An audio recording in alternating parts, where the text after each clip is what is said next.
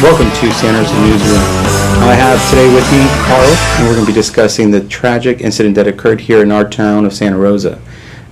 Carl, how are you doing today? Welcome to Santa's Newsroom. I'm doing fine, and I'm thinking about the young man whose name was Andy Lopez. He is dead.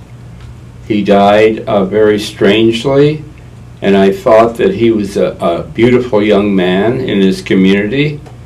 And I would say that the man that stopped him, the officer that stopped him, didn't really belong there where he killed the boy, because he was from a special unit. He had to be from a special unit. He was trained by the Marines. The Marines, I know because I was a Marine once, I was trained to kill people. That was the first thing they told me.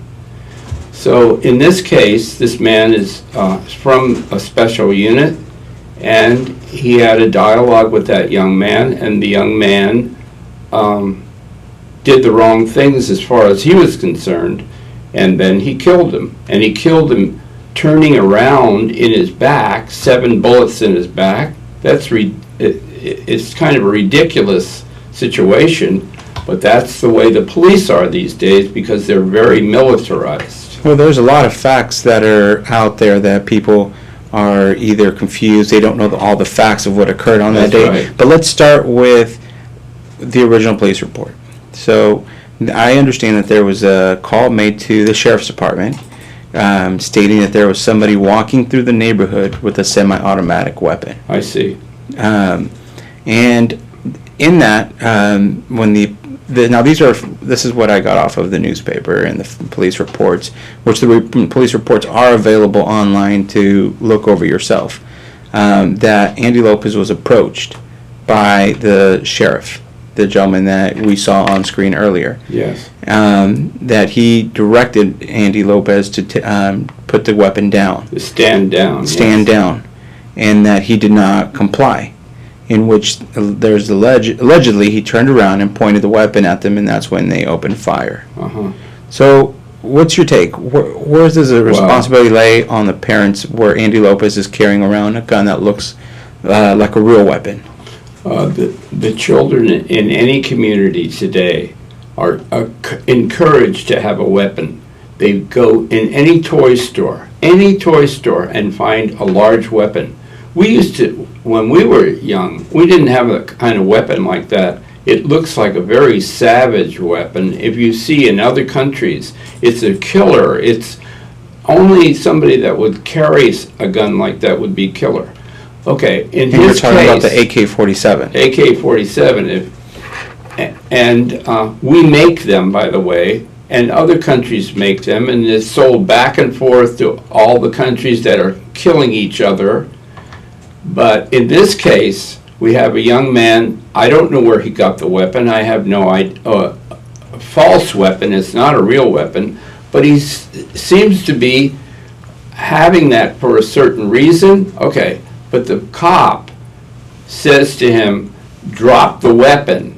Now, if he said drop the weapon and he shot him, the boy had to turn around and go the other way to get shot in the back, and that's where the bullets are.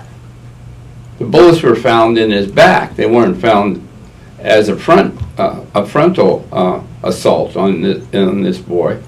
That's true. That's contradictory, because they do say that he turned around and aimed the weapon, but you're saying that the wounds were in his back. That's what that I was told. And also now this, and the paper said. And this officer is trained on special weapons and whatnot, so he is familiar with the AK-47. He knows about it because he's a trained person that the Marines train. Okay, if the Marines train you, they have this outlook. Even in the United States, they're trained to go against an assault.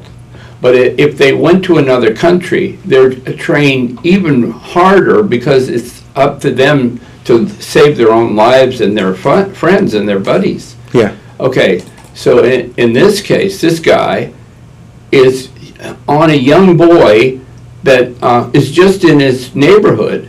I think, I don't know this for sure, but it was said that it was reported this young man's running down the street with a gun. Okay, well, his neighborhood must know who he is. And when they say a cop shows up like that, well, I don't know.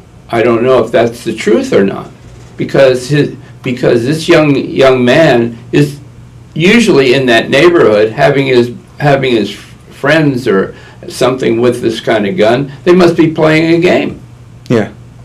So the cop stops him, and it becomes a military action.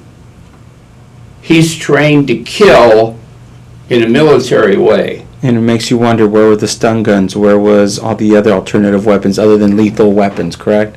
His gun that he carries on his side is also a machine gun.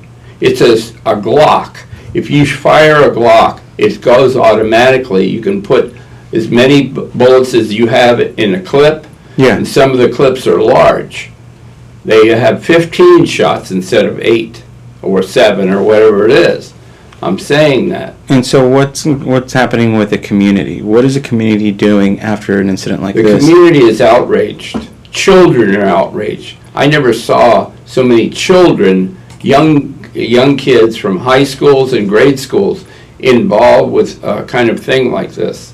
So do you think that the reason why the community is reacting like this is because of where it took place, the community, plus the victim, plus the officer? Do you think race is a factor? Whatever you're saying there means a lot, because it's like a race war, because here's a white man coming to no, they say he's not a white man. They say he has some other property of race. I am not sure about it. Okay. But understand, he's coming to a community that's under fire all the time.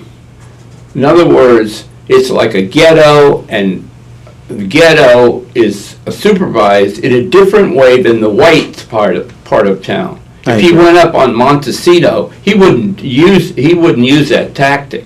Yeah, I think recently there was a standoff in Fountain Grove where somebody had a semi-automatic weapon, and they talked the gentleman out, and there was no shots fired.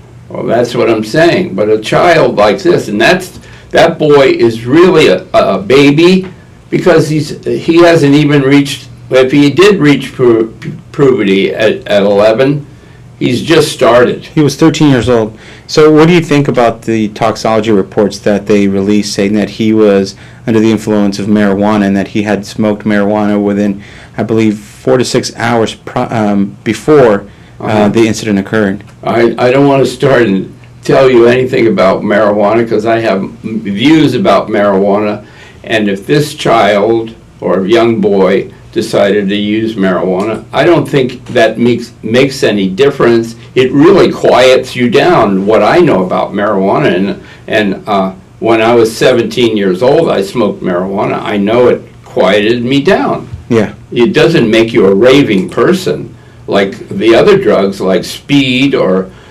even let me see. Let me see, heroin or something like that. Heroin takes you down, but I'm saying there are other drugs that will make you raving. Yeah, and marijuana being one of them. No, marijuana doesn't rave.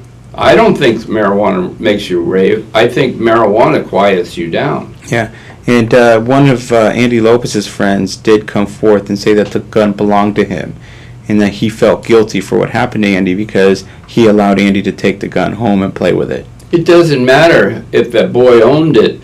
I'm still saying in the stores, it's blatant what they're doing. They want kids to have that in their hand. And if the cop isn't trained well enough to understand that, he should know that all the stores have guns in them, and they're similar to what he might have in that car with him. Yeah.